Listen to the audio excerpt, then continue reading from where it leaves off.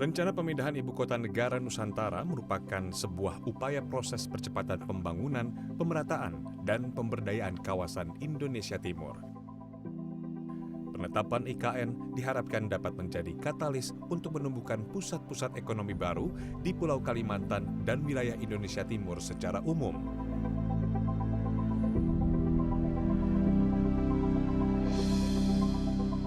Salah satu indikator keberhasilan pembangunan IKN Nusantara adalah tingkat inklusivitas. Dalam hal ini, pengikutsertaan peran masyarakat setempat sebagai pelaku utama pembangunan. Hadirnya IKN diharapkan dapat mendorong perekonomian Kalimantan, termasuk daerah Penajam Pasir Utara, agar dapat bersaing dengan wilayah-wilayah lain di Indonesia.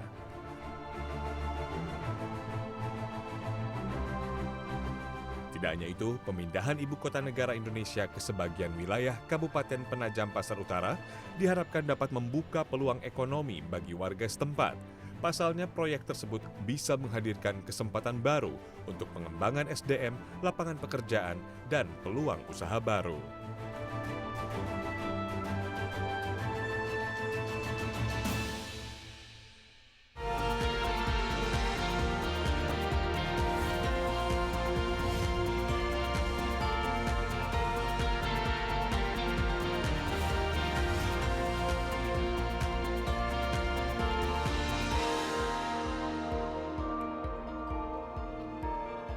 Ya, rencana pembangunan ibu kota negara baru di wilayah Kalimantan Timur tentu saja diharapkan akan berdampak positif khususnya dengan membuka sentra-sentra ekonomi yang baru yang bisa memajukan wilayah ini dan tentu saja memberikan benefit bagi masyarakat yang tinggal di sekitarnya. Nah, apa-apa saja kira-kira yang diharapkan oleh para masyarakat dan juga pemerintah daerah yang ada di cakupan wilayah IKN Nusantara, termasuk antaranya adalah Kabupaten Penajam Pasir Utara. Dan saat ini Insight with Desi Anwar sudah bergabung bersama PLT Bupati Penajam Pasir Utara, yaitu Pak Hamdan Pongrewa. Kita berada di kantornya di Penajam. Pak Hamdan, apa kabar? Kabar baik. Terima kasih telah menerima saya. Waduh, saya bangga bisa ketemu dengan Mbak Desi. Iya, dan Pak Hamdan terus terang ini untuk pertama kali saya ke wilayah ini khususnya di Penajam. Dan setahu saya Penajam Pasir Utara ini merupakan hasil dari pemekaran yang dilakukan pada tahun 2002. Dan Pak Hamdan, populasi di sini katanya berapa jumlahnya? Baru 186.000. 186, jadi kurang dari 200.000, tapi wilayahnya mencakup berapa luas? 3.333,03 km persegi. Luar biasa luasnya. Nah, ini tentu saja memiliki tantangan tersendiri selama ini. Apa-apa saja yang menjadi tantangan terbesar, khususnya dengan wilayah begitu besar, tapi populasinya lumayan kecil, sementara penghasilan untuk PAD-nya itu juga dari mana? Iya, baik Bu. Makasih Mbak Desi. Jadi tantangan terbesar kita di Penajam ini adalah investasi di infrastruktur, khususnya infrastruktur dasar, jalan, air bersih, kesehatan, pendidikan. Nah, karena wilayah yang begitu luas, sementara pola bermukim masyarakat kita itu menyebar. Jadi semuanya harus kita sentuh, sehingga inilah yang membuat terkesan bahwa ada kelambatan dalam proses pembangunan yang ada di Penajam Pasir Utara. Nah, potensi yang tentu kita miliki ya cukup sebenarnya seandainya itu bisa diberikan porsi yang lebih besar oleh pemerintah pusat kepada kita. Seperti kita ini dari sektor minyak dan gas kita punya. Nah, terus perkebunan kita punya. Kaya sebenarnya daerah ini Alhamdulillah sumber daya alam. lumayan sebenarnya. Cuman ya itulah yang selama ini kadang-kadang menjadi tuntutan kita untuk ada perhatian lebih dari pemerintah pusat ke kita. Maaf, kalau APBD-nya berapa per tahun Pak? Kalau APBD kita ini masih bertumpu kepada dana bagi hasil Ibu. Hampir 90% APBD kita itu ditopang oleh dana dari bagi hasil, dana transfer pusat. PAD kita masih sangat minim. tentu ini tantangan tersendiri Iya, bagi dan kami. sayang sekali karena seharusnya kan banyak yang bisa dikembangkan Benar, oleh Ibu. daerah sebesar ini Iya. untuk istilahnya mensejahterakan diri sendiri ya Betul, Pak betul. Hamdan. Nah kalau dari segi ekonominya bagaimana ini di Penajam sendiri? Iya. Karena saya lihat kalau daerah seperti ya Balikpapan tentu saja itu cukup tinggi kan Iya. ininya taraf kehidupannya dan Iya. ekonominya kan cukup besar ya. Sebenarnya Ibu kalau bicara ekonomi mungkin di Kaltim ini termasuk Penajam yang terbesar UMR-nya Bu. Kita di atas 3 juta. Di atas 3 juta. Jadi sebenarnya kalau penghasilan warga itu tidak miskin. Iya. Alhamdulillah pendapatan sehari-hari dengan bergerak di sektor pertanian, perkebunan, ya Jadi lumayan. terutama dari sektor pertanian dan Ya, perkebunan. perkebunan, iya. Namun karena tadi persoalan kita itu memang di infrastruktur yang sangat terbatas sehingga pendapatan para masyarakat kita ini habis karena harus keluar Iya, logis transportasi. habis transportasi. Ya, Iya. gitu. Nah Pak Hamdan seperti kita ketahui ini baru-baru ini kita melihat langsung ya istilahnya progres pembangunan IKN Nusantara yang Kabupaten Penajam ini merupakan bagian lah dari IKN itu sendiri. Bagaimana Pak Hamdan reaksi khususnya dari pemerintah daerah dan juga dari masyarakat, senang, excited, tapi juga penuh dengan harapan dan sejauh mana dilibatkan dalam pembangunan ini? Iya, baik Bu. Jadi kami sampaikan bahwa bagi kami ya, masyarakat Penajam khususnya dan masyarakat Kalimantan Timur secara umum, itu melihat pemindahan IKN ini adalah berkah. Setelah beberapa kali kami mencoba berjuang untuk mendapatkan kebijakan-kebijakan lebih dari pemerintah pusat, ternyata tidak dipenuhi. Tapi mungkin selama ini kurang atensinya. Ya, kurang atensi. Tapi dengan dipindahkannya IKN ini tentu menurut kami adalah jawaban dari perjuangan kita selama ini. Mungkin Allah Subhanahu wa taala berpikir, ya sudahlah, tidak usah repot-repot berjuang minta perimbangan ditambah apa segala macam. Sekali saya pindahkan ibu kota ke Kabupaten Penajam Pasir Utara.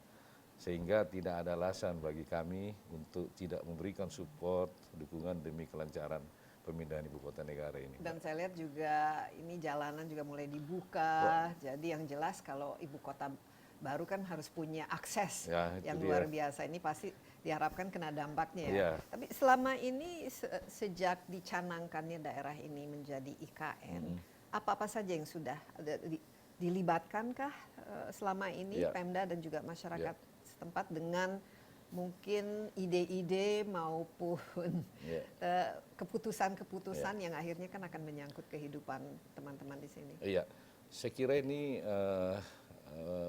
selama ini Bu, kami adalah bagian penting dari proses pemindahan ini. Walaupun sesungguhnya sebenarnya kami masih berharap lebih dari itu sebenarnya. Jadi begini, apa saja yang sudah dilibatkan dan apa harapannya untuk lebih dilibatkan? Dari awal memang kita sudah diajak diskusi ya tentang bagaimana kondisi sosial masyarakat, kondisi wilayah kita seperti apa, banyak hal yang kita diskusikan di awal. Namun kadang-kadang ada keputusan-keputusan penting, misalnya katakanlah kemarin penetapan delineasi kawasan IKN yang 265.000 hektar itu menurut kami ada yang kurang tepat. Contohnya apa? Contohnya misalnya kan tadinya bahwa wilayah kami yang akan masuk ke IKN itu adalah Kecamatan Sepaku, salah satu kecamatan kami secara keseluruhan. Tapi ternyata setelah Undang-Undang Nomor 3 tahun 2022 ini disahkan, kami mendapatkan informasi tentang delineasi kawasan itu, malah ada sebagian yang masuk ke Kecamatan Penajam yang menurut kami itu tidak efektif. Ya, tapi ya kenapa ini menjadi masalah? Karena ini mengambil sebagian wilayah kecamatan yang menurut kami jadi nggak rela juga gitu. Enggak juga, tidak ada masalah Ibu. Cuman menyulitkan di nanti urusan-urusan administrasi selanjutnya. Ada sebesar berapa yang masuk? Sedikit aja Ibu, sedikit saja. Ya, sedikit. Atau mungkin patokannya salah tempat itu. Ya, itu yang maksud kita seandainya satelitnya kadang-kadang. Ya, mungkin waktu ditetapkan itu ya berpedoman dengan data-data yang masih tumbang tindih tidak faktual di lapangan. Kalau seandainya kami waktu itu diajak Dilibatkan. bicara membahas itu secara teknis, ya mungkin itu persoalan tidak Oke, terjadi. ini mungkin perlu diangkat kalau nanti akan buntutnya justru menyulitkan atau menjadi inilah. Sebenarnya sudah sering kita disampaikan Ibu di kesempatan-kesempatan diskusi dengan teman-teman Bappenas, teman-teman PUPR, KSP, sering sekali kami sampaikan persoalan itu. Tapi kan janganlah persoalan itu membuat ini IKN tidak menjadi terwujud Jadi gitu. masyarakatnya juga merasa masih ada ganjelan ya dalam Ya, hal ini. ada sebagian yang belum sepenuhnya meyakini bahwa apakah betul-betul nanti pemindahan IKN ini tidak malah memarginalkan kami. Itu kan tugas-tugas penting dari kami, stakeholder yang ada di Penajam, untuk terus memberikan pencerahan, memberikan sosialisasi ke masyarakat akan pentingnya dengan pemindahannya ibu kota negara ini. Yang penting mungkin untuk komunikasi Iya, lebih Ibu. intensif lagi Nah, itu yang sehingga terpenting. tidak ada semacam keganjelan karena ya memang ini kan wilayah Penajam ya Iya. gitu. Kalau implikasinya dari segi misalnya pembebasan lahan dan juga penyediaan lahan selama ini sudah berlangsung dengan baik dan sesuai dengan keinginan masyarakat karena pastilah wilayah ini dengan menjadi IKN Iya. orang nanti pindah ke sini, harga tanah juga semakin lama semakin Iya. mungkin dari yang ratusan ribu Ya, menjadi jutaan. jutaan, Nah, ya, ini benar. bagaimana kira-kira kecemasan? Jadi ini memang menjadi kabar gembira dan tentu memberikan manfaat yang sangat besar kepada masyarakat dengan adanya IKN. Tentu nilai tanah ini naik, itu pasti dirasakan oleh masyarakat. Namun ini juga adalah bagian jadi persoalan. Masalah ganti rugi. Ya, mungkin masalah ganti misalnya. rugi, Sampai terus saat ini sudah tuntas? karena kan ini persoalannya ini kan sampai sekarang pun kita belum tahu secara pasti yang mana-mana wilayah masyarakat yang akan digunakan oleh IKN ini. Sehingga ini yang kadang-kadang menimbulkan wasangka di masyarakat. Maka dari itu kita harus terus secara rutin untuk memberikan pengertian dan sosialisasi ke masyarakat. Semoga ini karena delianasi dan border ini kan memang penting untuk menentukan Ya, benar. otoritas satu wilayah dengan yang lain Ya, kan, supaya betul. tidak ada istilahnya cekcok Ya, nanti betul. ini punya siapa. Ya. Nantinya kan Penajam ini tetap akan menjadi Kalimantan Timur, Bu. Kami bukan ibu kota negara, sehingga tugas kami pemerintah daerah ini harus berpikir keras bagaimana bisa mengimbangi laju pertumbuhan Bahkan yang akan harus menyaingi kalau menyaingi, bisa, ya. enggak usah menyaingi, mengimbangi lah Ibu kan.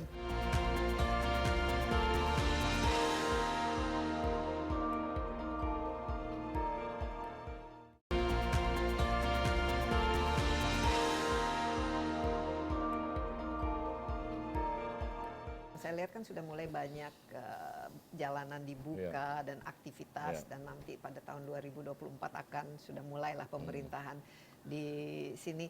Harapan dari benefit yang khusus diinginkan dan dirasakan dengan segera itu apa? Ya, yang pasti Bu, dengan akan dipindahkannya ibu kota negara ini tentu yang paling pertama dimulai adalah bagaimana membuat akses yang bagus untuk masuk ke wilayah IKN.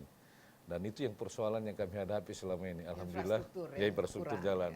Sayangnya Ibu tidak mencoba rute darat ke sini. Wah, Bapak, Ibu bisa merasakan yang dulu 1 tahun yang lalu, kalau kami dari sini mau ke wilayah itu IKN bisa sampai 3 jam Ibu.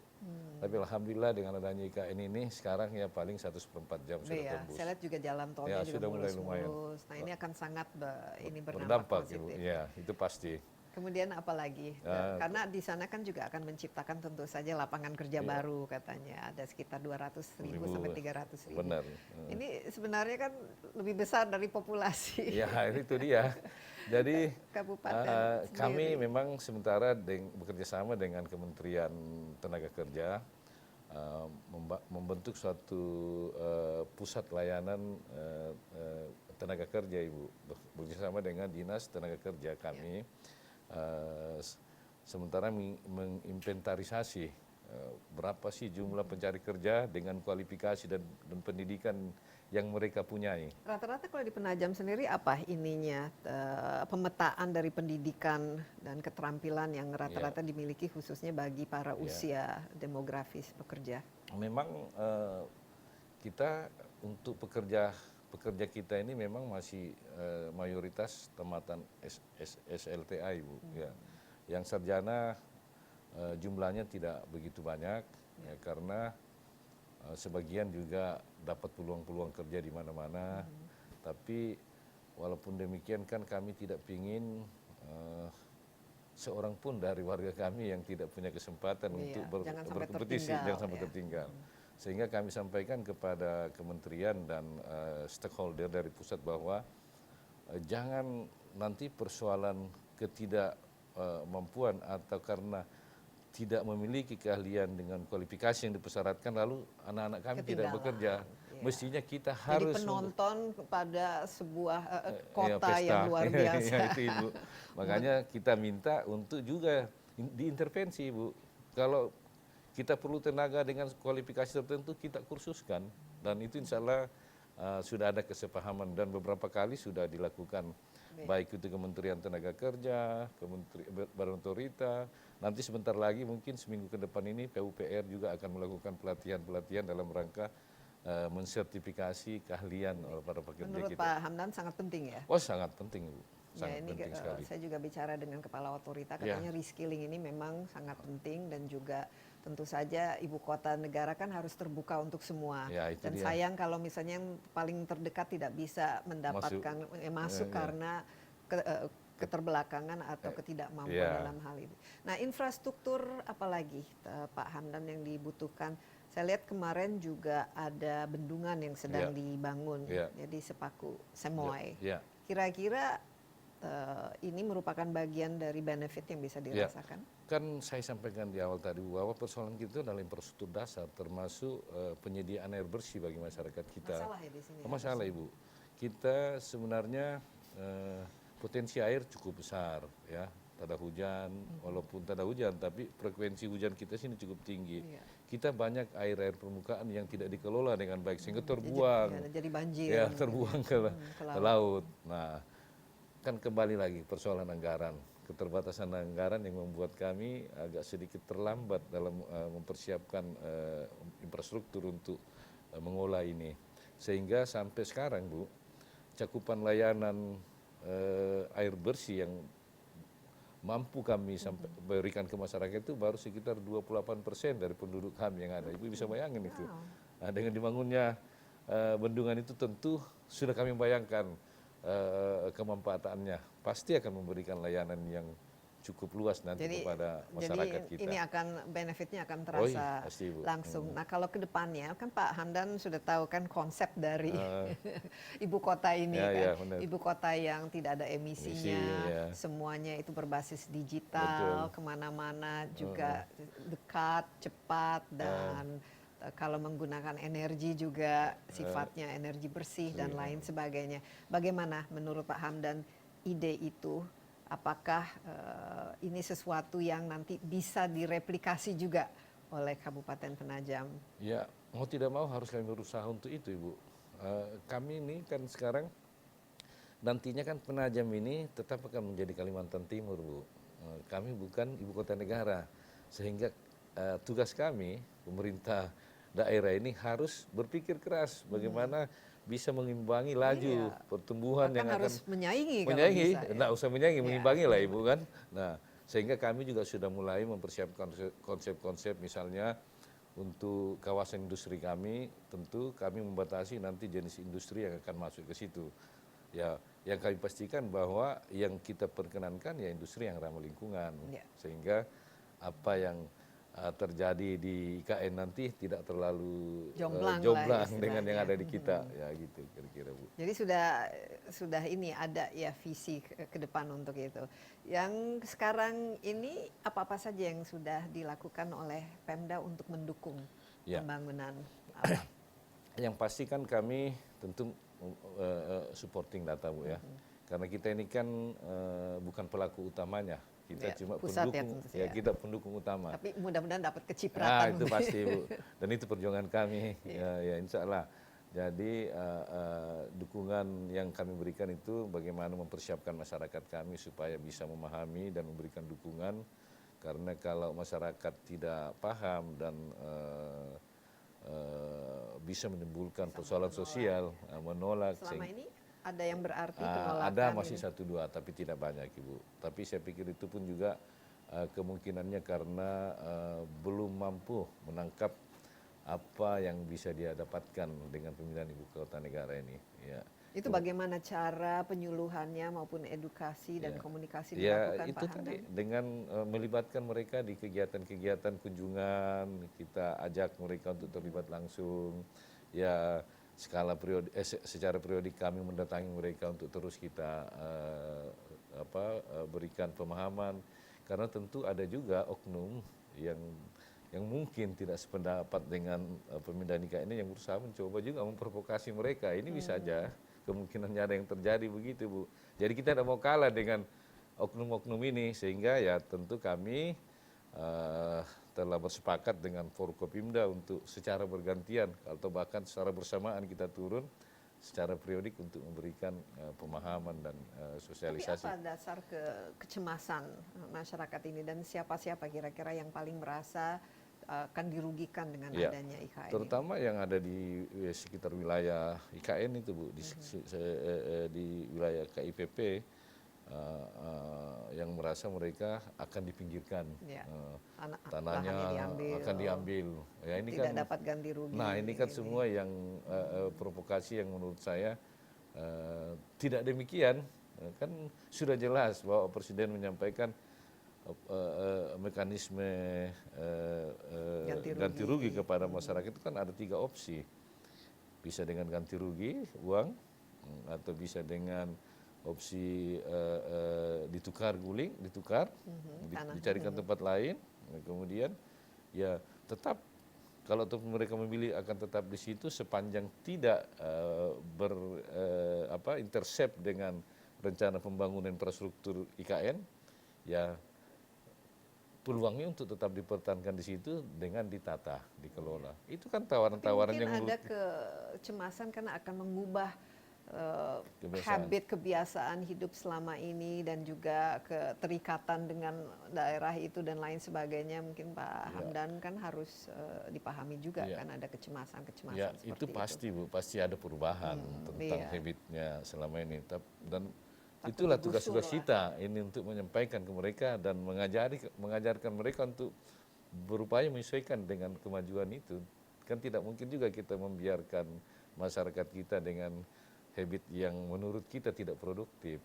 Nah, tinggal cara penyampaiannya Bu, intensitas sosialisasi lah. Ada rasa inklusivitas. Tapi rata-rata mau ganti rugi atau tukar guling atau lebih memilih untuk bertahan tapi menyesuaikan dengan keadaan?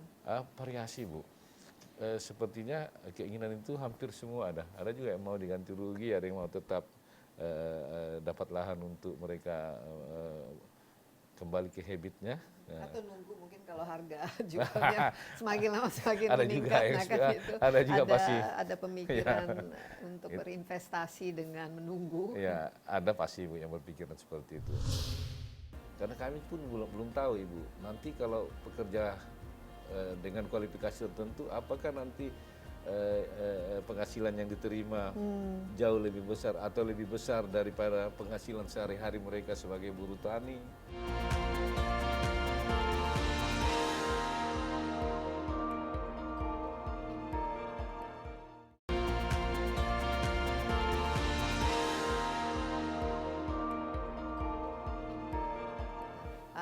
Hamdan, kalau kita lihat ini daerah ini kan banyak pendatangnya ya. Ya. Dan itu berapa persen pendatang dan berapa persen dari masyarakat lokal, dan apakah ini ada dampak ataupun reaksi yang berbeda gitu antara inilah pemetaan masyarakat yang ada di sini. Karena ini kan nanti IKN tuh jadi melting pot lebih lagi, lebih besar lagi dan lebih beragam lagi. Namanya saja Nusantara. Jadi Ibu, memang ada fenomena euforia kedaerahan ini lagi muncul ya. Tapi bagi kami khususnya Penajam ini itu masih pada tatanan yang wajar. Wajarlah kalau pemilik daerah ini yang ingin mendapatkan perhatian lebih, itu biasa. Yang penting tidak berlebihan. Dan menurut kami itu pada tatanan yang wajar yang memang harus kita perjuangkan, Ibu. Persoalan heterogennya penduduk di sini itu justru menjadi sesuatu penguat kami, Bu. Jadi tidak ada yang mencoba mendominasi yang lain. Walaupun sesungguhnya etnis yang terbesar di sini adalah etnis yang dari Pulau Jawa. Iya. Kurang- Ini hasil dari program transmigrasi, transmigrasi Bu. Ya, zaman benar. Orde Baru Benar. soalnya. Ya. Ramai-ramai pindah ke sini. Transmigrasi dari Jawa, terus sebagian dari Sulawesi, termasuk saya yang dari Sulawesi. Iya. Ya, Pendatang itu juga ternyata. pendatang juga. Ya, nah Mbak itu Desi. memang potensi untuk menyatukan Ya. supaya tidak mengurangi konflik ini Ya. kan harus ada. Tapi konflik kan baik dari sosialnya, konflik Ya. ekonominya dan lain sebagainya. Nah kalau saya lihat ini kan tahun 2045 istilahnya Panjang. sudah jalan lah. Ya, sudah mulai. Ini dalam pemikiran Pak Hamdan sebagai ini daerahnya kan pas ya di pinggir itu, ini kan harus bagaimana nanti Penajam ini bentuknya di tahun ke depan ini ketika lebih dari 1,5 juta akan ada tinggal di situ dengan gaya hidup yang mungkin kita harapkan jauh berbeda, dengan mindset yang jauh berbeda. Bagaimana dari segi pendidikan yang harus disiapkan sekarang? Baik, Ibu, pastilah kami juga berupaya untuk bagaimana dalam waktu tidak terlalu lama mempersiapkan SDM kita untuk siap, ya. Beberapa perguruan tinggi yang mencoba melakukan MOU dengan kita ini mungkin 1-2 sebentar lagi akan membangun kampus di sini. Salah satunya kemarin sebenarnya ada Universitas Gunadarma yang sudah mulai kelihatan mempersiapkan diri akan membuka PSDKU di sini tahun ke depan. Itu sesuatu yang menggembirakan bagi kami. Di samping juga kan di sini juga ada perguruan-perguruan tinggi kita lainnya yang bisa anak-anak kita meningkatkan SDM-nya. Namun dalam pemikiran kami, karena kita ini punya luas wilayah yang cukup, tentu berpotensi untuk mengembangkan sektor pangan modern dengan teknologi modern, sehingga mampu menghasilkan produksi yang beragam dan meningkat. Dan PAD-nya nanti bisa Ya, ditingkatkan. karena itu pasti, itu sudah pasti. Nah, kami mungkin konsennya di situ. Sambil kita juga tentu menata ruang kita supaya bisa mengikuti apa yang akan terjadi di ibu kota negara. Iya, dan katanya di ibu kota negara kan idealnya menggalang investasi sebanyak mungkin. Nah, ini harusnya di Penajam juga mengambil berkah dari pemusatan investasi yang pasti akan berlangsung di daerah ini. Ya itu, Bu. Kami sekarang saya sampaikan kepada teman-teman,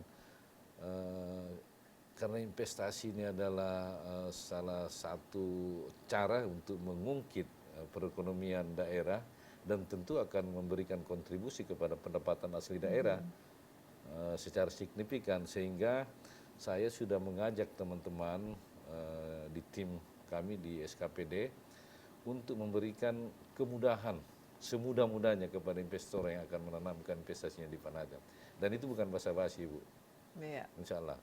Dan pasti akan bergerak begitu cepat ya. Ini kita lihat sebenarnya pembangunannya juga lumayan cepat ya. Jalan-jalan juga sudah mulai dibuka dan apalagi nanti dengan jumlah tenaga kerja yang didatangkan, nah ini sudah terasa kan dampaknya. Mungkin dampak benefitnya yang positifnya tentu kita harapkan banyak. Kira-kira negatifnya kalau tidak dikelola dengan baik dengan adanya IKN begitu dekat di samping. Tentu yang paling terdampak itu kan masyarakat kita yang memang SDM-nya dalam tanda petik agak tertinggal. Nah, makanya concern kita di situ, Ibu. Yang paling kita khawatirkan itu sebenarnya. Itu ya, lebih ke SDM ya. Kepada SDM. Tapi sesungguhnya sebenarnya untuk jangka pendek barangkali ada saja nanti warga kami yang tidak mau bekerja di situ di sektor konstruksi. Karena kami pun belum tahu Ibu, nanti kalau pekerja dengan kualifikasi tertentu, apakah nanti penghasilan yang diterima jauh lebih besar atau lebih besar daripada penghasilan sehari-hari mereka sebagai buruh tani atau pekerja-pekerja. Itu sudah ada ini hitung-hitungannya mungkin. Ya, kalau kita sebenarnya di sini Bu, untuk pekerja non skill di sektor konstruksi itu lumayan. Itu tidak di bawah 100.000. Jadi kalau nanti standar di sana di bawah 100.000 ya pasti Nah, masyarakat ini kami poin yang menarik, apalagi UMR-nya saja di atas 3 juta lebih. 3 juta lebih. Iya. Jadi harus memberikan harga yang bersaing juga ini. Makanya tawaran saya ke pemerintah pusat, ya, kalau ataupun memang misalnya nanti sebagian warga kami tidak memilih bekerja karena upah yang diterima kecil, tentu harus ada mainan kami juga, kami buat di Penajam. Nah itu saya minta kemarin ada beberapa minggu yang lalu saya mencoba roadshow di pemerintah pusat untuk adalah kebijakan afirmatif untuk penambahan alokasi anggaran. Ada mainan, ini ada angkanya nggak kira-kira yang diinginkan ada, Pak Bu. Hamdan? Berapa? Cukup besar yang kami minta kemarin. Berapa ini? Hampir 7 triliun kami minta. 7 triliun per tahun?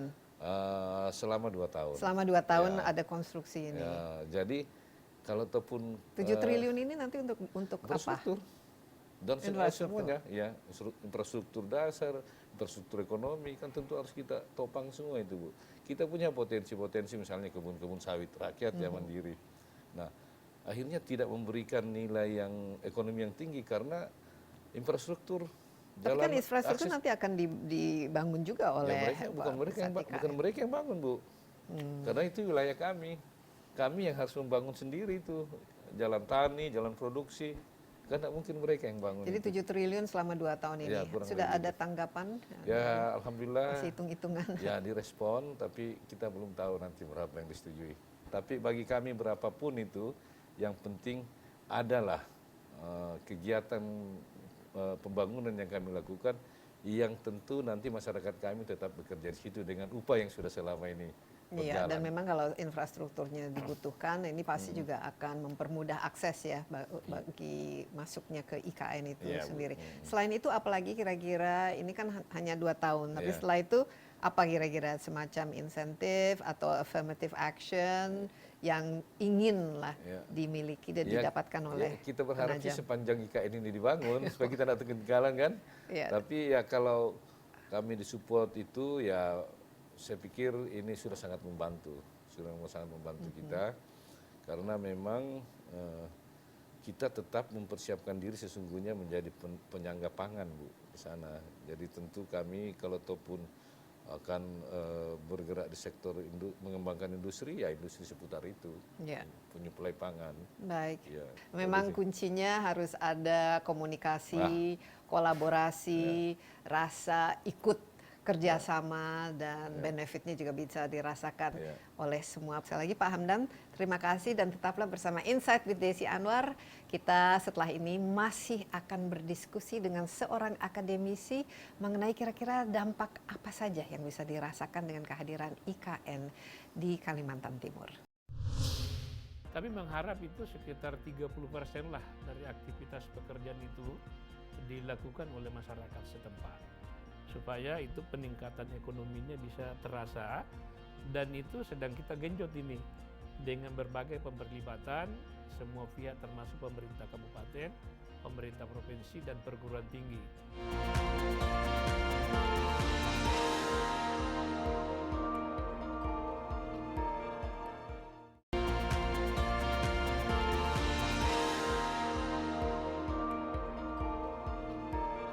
Ya, kehadiran Ibu Kota Negara baru di sebagian wilayah Kabupaten Penajam Pasir Utara pasti akan memiliki berbagai macam dampak yang kita harapkan tentu saja akan berbuah dampak yang positif. Dampak itu memang pasti akan terasakan karena perpindahan pembangunan ibu kota ini akan berlangsung dari sekarang sampai tahun 2045. Ini pasti akan sangat mempengaruhi ya kehidupan baik sosial, ekonomi dan lain-lain khususnya di daerah ini. Nah, untuk mengetahui apa-apa saja yang kira-kira akan kita rasakan dengan kehadiran ibu kota baru di wilayah Kalimantan Timur ini? Saya sudah ditemani oleh Profesor Mas Jaya, Rektor dari Universitas Munawwarman dan juga seorang akademisi. Prof, apa kabar? Alhamdulillah Sehat selalu. Amin. Iya, Sehat, Mbak Desi. Pak Mas Jaya, kita katanya Pak Mas Jaya selama ini sudah bagian dari tim ahli itu perpindahan ibu kota negara. Nah, tentu sebagai orang yang dari daerah ini saja juga ya, dari Samarinda ya, Pak. Saya dari Samarinda. Jadi sudah hafal dan mengetahui kira-kira khususnya bagi Penajam yang sekarang kan merupakan daerah pemekaran ya. Apa kira-kira yang harus dipertimbangkan dan sebagai saat ini sejauh mana reaksi dari masyarakat khusus di Penajam atas rencana pembangunan IKN? Secara keseluruhan kebijakan Pak Jokowi terhadap pemindahan ibu kota negara, masyarakat Kalimantan Timur ini sangat mendukung. Mendukung Positif. penuh. Excited. Karena kenapa? Ini suatu berkat tersendiri. Ya. Karena begitu insya Allah kalau ini berjalan semuanya sampai pelaksanaan pembangunannya sukses, maka dampak positifnya itu akan sangat dirasakan oleh masyarakat. Terlebih masyarakat di sekitar ibu kota Nusantara. Ya, nah ini kan Penajam ini kita bagian dari wilayah IKN ini nanti akan istilahnya bertempelan ya. Kalau masyarakat saat ini demografinya, profilnya itu seperti apa, Prof? Dan kira-kira dengan kehadiran ibu kota baru dengan konsep yang begitu berbeda dengan situasi saat ini pasti akan ada semacam shifting. Ya, jadi saya kira begini, di dalam Undang-Undang Nomor 3 2022 tentang ibu kota negara atau ibu kota Nusantara, salah satu persyaratan atau sinyal yang disampaikan di dalam pasalnya bahwa harus melibatkan masyarakat lokal. Sehingga karena membangun ibu kota Nusantara ini adalah membangun peradaban baru, membangun ibu kota yang canggih, yang modern, yang bahasanya digital. Pak Bambang itu atau Pak Menteri Pak Pratikno itu bahwa ini yang tidak ada samanya di dunia. Nah, sehingga membutuhkan peningkatan SDM masyarakat sekitar. Alhamdulillah pada saat ini masyarakat Kalimantan Timur lewat pendampingan perguruan tinggi termasuk Munawwarman serta bimbingan badan otorita itu berbagai aktivitas pendampingan sudah dilakukan. Jadi sudah berjalan. Contohnya seperti apa saja? Contohnya begini, kami begitu diproyeksi bahwa membangun ibu kota Nusantara ini akan memperkerjakan sekitar 200 sampai 300 tenaga kerja. 300 ribu, sorry, 300 ribu tenaga kerja, maka itu kita antisipasi supaya masyarakat lokal atau masyarakat Kalimantan Timur itu menjadi pemain utama untuk bisa beraktivitas. Perguruan tinggi Universitas Munawwarman itu turun pemetaan sejauh mana potensi angkatan kerja terhadap menyongsong kehadiran angkatan kerja ini untuk membangun ibu kota Nusantara. Nah, kalau begitu kan harus ada pemetaan kira-kira dari segi skillnya yang dimiliki dan selama ini dan khusus di Penajam ini, kalau tidak salah kan jumlah populasinya juga kecil kan, tidak terlalu banyak. Mungkin lebih banyak nanti jumlah orang yang bekerja membangun IKN ketimbang IKN. Nah, khusus daerah yang Penajam ini, kira-kira apa yang mereka bisa berpartisipasi dan dilibatkan? Saya kira karena potensi untuk angkatan kerja sangat banyak, maka kita mendampingi masyarakat sini bahkan membentuk beberapa aktivitas. Salah satunya yang kemarin yang terbentuk di sini adalah Forum Pemberdayaan Masyarakat Ibu Kota Nusantara, Pordamai namanya, di bawah kendali atau sepengetahuan Pak PLT Bupati. Itu mendorong dan meningkatkan skill masyarakat yang tergabung di dalamnya untuk bisa mewarnai jika semuanya aktivitas pembangunan itu berjalan secara masif dan massal. Oke, bisa lebih rinci lagi dengan contoh-contoh Contoh-contoh dari yang sudah pemberdayaan skillnya, sekarang ya, itu latihan misalnya pelatihan bagaimana mereka bisa yang kemarin 2 angkatan ini ya kerjasama dengan Kementerian Tenaga Kerja beberapa pelatihan misalnya khusus untuk ibu-ibunya pelatihan membuat roti, menjahit pakaian, kemudian bapak-bapaknya adalah pelatihan IT, pelatihan barista apa yang kopi-kopi segala macam, kemudian yang terakhir ini adalah untuk aktivitas pekerjaan fisik proyek misalnya itu semuanya kerjasama dengan PUPR. Jadi semua sudah diantisipasi. Jumlahnya memang belum sebanyak yang potensi angkatan kerja itu yang tersedia, ini baru sekitar 800-an atau 1000-an. Tapi kalau keseluruhan Provinsi Kalimantan Timur itu sendiri, kira-kira berapa persen yang bisa terserap ya dengan skill yang memang sangat khusus ya dibutuhkan untuk membangun suatu ibu kota yang katanya akan berbasis digital dan juga cukup modern dan lain sebagainya. Itu karena haruslah ada dampak positif baik secara ekonomi maupun sosial yang betul-betul dirasakan oleh daerah ini ya, Prof. Kalau saya kebetulan yang berada dari Kalimantan Timur ini, kami mengharap itu sekitar 30% lah dari aktivitas pekerjaan itu dilakukan oleh masyarakat setempat. Supaya itu peningkatan ekonominya bisa terasa, dan itu sedang kita genjot ini dengan berbagai pemberlibatan semua pihak termasuk pemerintah kabupaten, pemerintah provinsi, dan perguruan tinggi untuk mendorong persoalan nanti apa diterima di aktivitas itu, itulah yang kami sebagai tim yang terlibat di badan otorita itu akan mendorong bahwa ada klausal khusus dari kontrak kerja itu bahwa setiap aktivitas itu melibatkan masyarakat setempat. Harus ada insentif khusus, harus ada prioritas. Afirmasi khusus untuk yang bisa dilakukan sehingga masyarakat setempat bisa diterima. Karena kalau tidak itu agak-agak sedikit juga apa sih dampak yang bisa dirasakan oleh mereka. Ya, jadi kalau dari mereka sendiri apa yang mereka harapkan dengan kehadiran ibu kota ini selain tentu saja peluang untuk mendapat pekerjaan dan lain sebagainya, dan sudah ada kajian misalnya dengan ada ibu kota di sini nanti dengan jumlah populasi yang bisa hampir 2 juta itu kan pasti ada pertama multiplier efeknya harusnya ke daerah sekitarnya. Kedua, ini ibu kota pasti kan istilahnya sumber ekonomi. Nah, ini yang diinginkan oleh pemerintahan Presiden Jokowi juga.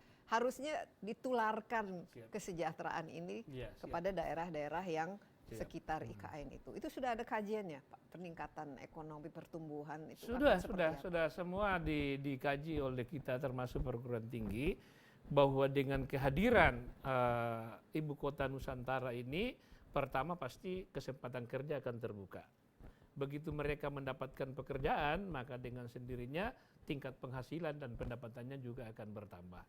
Begitu termasuk pengembangan SDM, perguruan tinggi juga akan, ini banyak sekali sudah di perguruan tinggi yang akan masuk di sini untuk bisa mendidik lebih banyak masyarakat di sini. Iya, dan saat ini juga Universitas Gunawarman cukup terlibat ya dalam proses peningkatan reskilling SDM ini. Siap. Kalau dari para akademisi melihat ini semua sudah disiapkan dengan begitu matang karena yang penting itu adalah sense of inklusivitas. Ini kan bagian dari dalam pembangunan ini harus ada.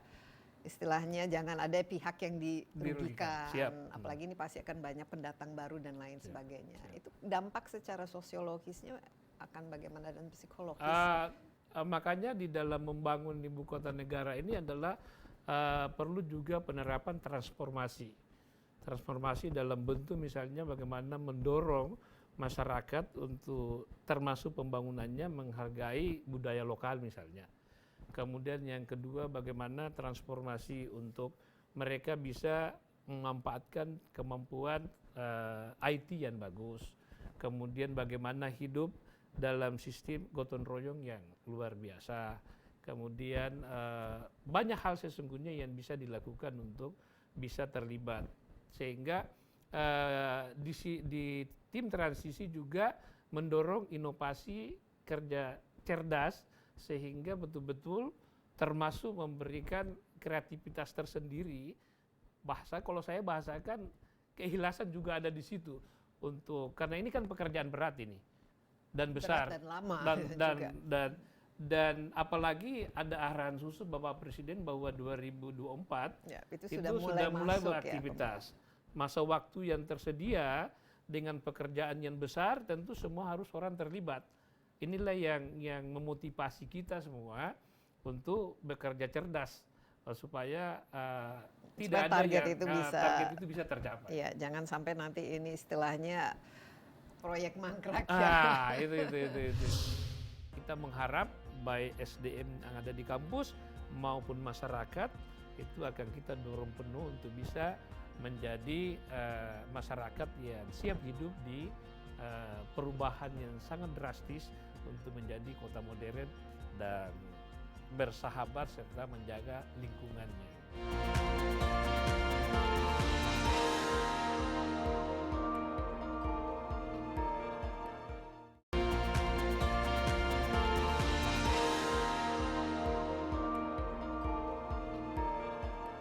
Target tahun 2024 kan hanya 2 tahun lagi.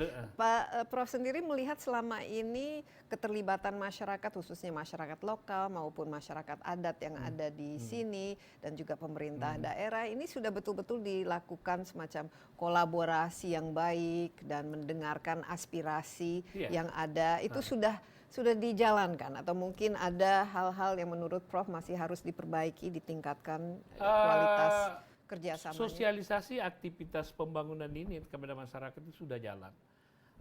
Tentu saya katakan tadi karena pekerjaan berat, tentu juga ada persoalan atau permasalahan-permasalahan yang timbul di masyarakat itu ada saja. Contohnya tapi misalnya begini, tentang kepemilikan lahan misalnya. Ya, tim transisi kan mendampingi itu turun untuk karena salah satu fungsinya adalah mencoba memfasilitasi untuk bisa dan memberikan masukan supaya tingkat permasalahan yang ada untuk membangun percepatan pembangunan dan pemindahan ibu kota Nusantara ini tidak terlalu banyak persoalan yang ditinggalkan. Dari tingkat persoalan cukup besarkah? Ini kan pembebasan lahan biasanya selalu memang jadi masalah ya.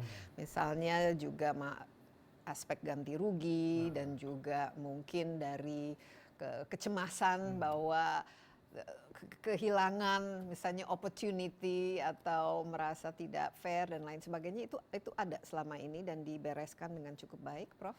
Karena di dalam tim transisi hampir semua kementerian dan lembaga secara khusus yang terkait langsung itu semuanya memerankan fungsi sesuai dengan paling tidak kalau tidak salah ingat sekitar 9 kementerian lembaga yang terlibat.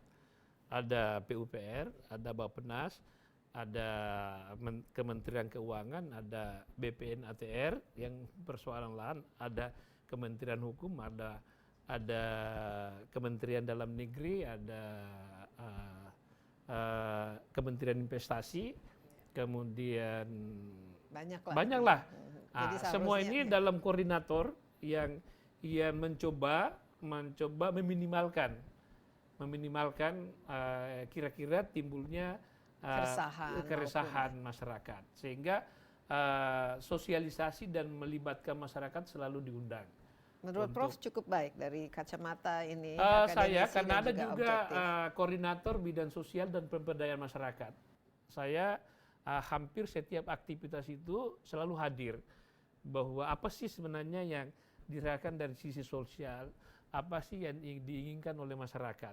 Salah satunya tadi begitu dia disampaikan, kita informasikan lagi ke Pak Kepala dan Wakil, karena otorita ini secara resmi kan baru 2 ini personalnya. Yeah. Jadi Pak Kepala dan Pak Bambang dan sama Pak Doni, Pak Wakil. Dengan target yang begitu besar. Luar biasa. Jadi kementerian lembaga inilah yang membantu.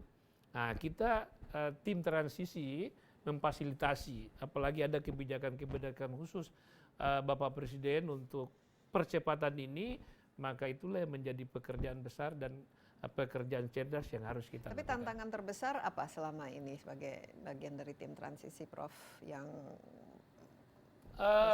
Karena ini kan bisa dikatakan untuk pertama kali kita melakukan eksperimen ini, Iya. memindahkan atau minimal membangun sesuatu yang blueprintnya kan masih di atas kertas istilahnya. Sementara hidup kan harus berjalan lah istilahnya. Kalau bicara tantangan sebenarnya pasti ada karena pekerjaan berat. Tapi saya melihat di tim yang ada, terutama Pak Ketua, Pak Kepala dan tim transisi itu sangat komit dan sangat kuat untuk keluar dan segera mewujudkan impian itu. Terlebih didukung oleh pemerintah, Bapak Presiden, juga masyarakat sekitar dan pemerintah kabupaten kota yang ada di Provinsi Kalimantan Timur pemerintah ini. daerah mau Pemerintah tidak mau daerah juga harus oh. merupakan bagian penting ya dalam pembangunan dan ini. itu selalu dikoordinasikan. Nah, ketika nanti setelah tahun 2024 tentu saja kalau targetnya tercapai dan tidak ada no looking back kan, akan terus dilakukan pembangunan dengan tahap-tahap berikutnya.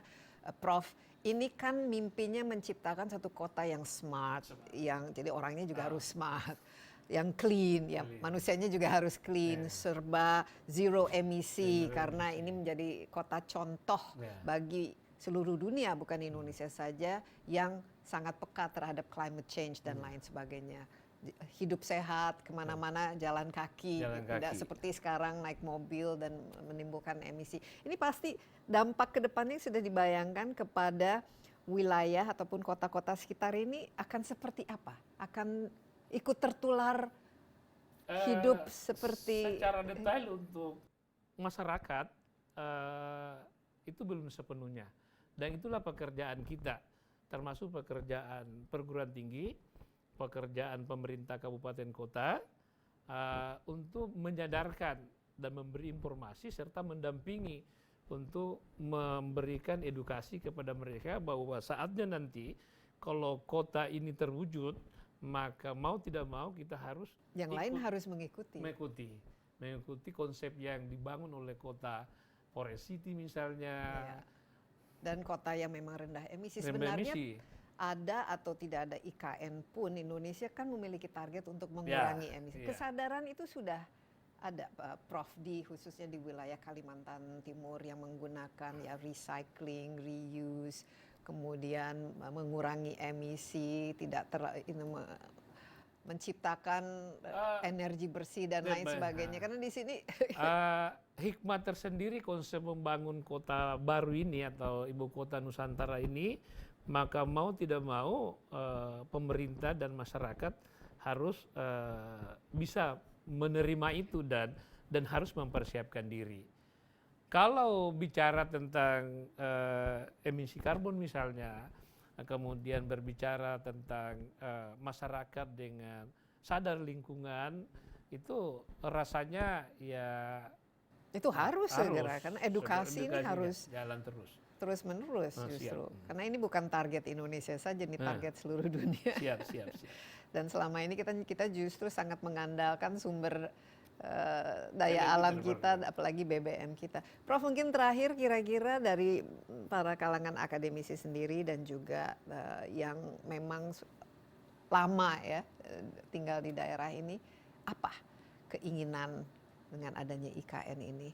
Dan siap mau pindah juga ke kalau sudah jadi? Ya, begini, kami punya program memang. Kami mau di sekitar IKN, kira-kira kalau 30 menit lah, kami punya hutan pendidikan itu 22.000 hektar oleh Bu Menteri Lingkungan Hidup dan Kehutanan sudah menyerahkan sekitar 10% untuk membangun kampus utama Unmul.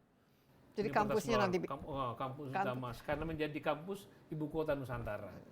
Jadi kita mau bahwa kalau yang seperti kita contohkan sekarang ya UI-nya lah yang ada di Indonesia saat ini. Jadi Universitas Muhammad Harman menjadi kampus utamanya yang ada di ibu kota Nusantara. Sehingga kita mengharap baik SDM yang ada di kampus maupun masyarakat itu akan kita dorong penuh untuk bisa menjadi masyarakat yang siap hidup di perubahan yang sangat drastis untuk menjadi kota modern dan bersahabat serta menjaga lingkungannya. Iya, nah menjadi Bersih. kota contoh, mengembalikan Kalimantan ini, Iya, Borneo ini benar. menjadi pulau Paru-paru yang dunia. paru-paru dunia, Paru-paru dunia. yang makin Paru-paru lama dunia. makin hilang ya Pak, Siap. tapi kita akan kembalikan, kita harapkan. Siap. Demikian. Prof, terima kasih banyak atas waktunya, dan demikian Insight with Desi Anwar kali ini langsung dari Kabupaten Penajam Pasir Utara. Dan kita juga berharap bahwa semua mimpi kita untuk membangun ibu kota negara yang baru, Nusantara, bisa terwujud dan sesuai dengan target dan memenuhi harapan dan kebutuhan kita di Indonesia, dan termasuk mensejahterakan tentu saja daerah Kalimantan Timur dan seluruh Indonesia. Sekali lagi Anda bisa menyaksikan acara ini di cnnindonesia.com dan juga di YouTube CNN Indonesia Insight with Desi Anwar. Sampai jumpa. Stay safe.